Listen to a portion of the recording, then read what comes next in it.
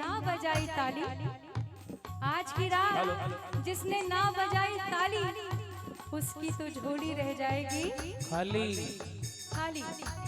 यदि चाहिए झोली भारी, यदि चाहिए झोली भारी, हल्की फुल्की झोली से कहाँ काम चलता है।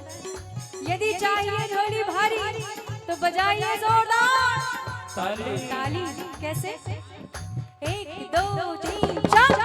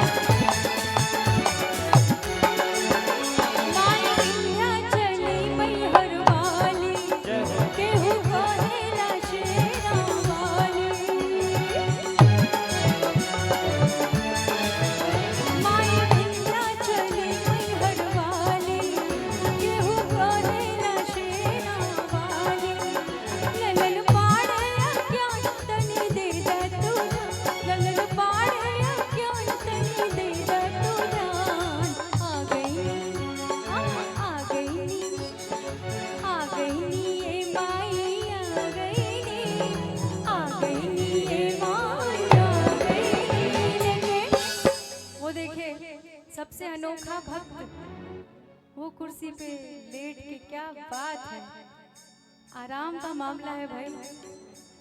माँ के दरबार में ऐसे भी बैठा जाता है, सीख लीजिए आप। जय माता दी भाई। नींद आ रही है? आपसे ज्यादा नींद तो हमें आ रही है। इतनी देर में मैंने कभी गाया नहीं, लेकिन नींद से जंग लड़ा और आपके सामने खड़ी हुई। और तालियां बजाइए, नींद भाग जाएगी।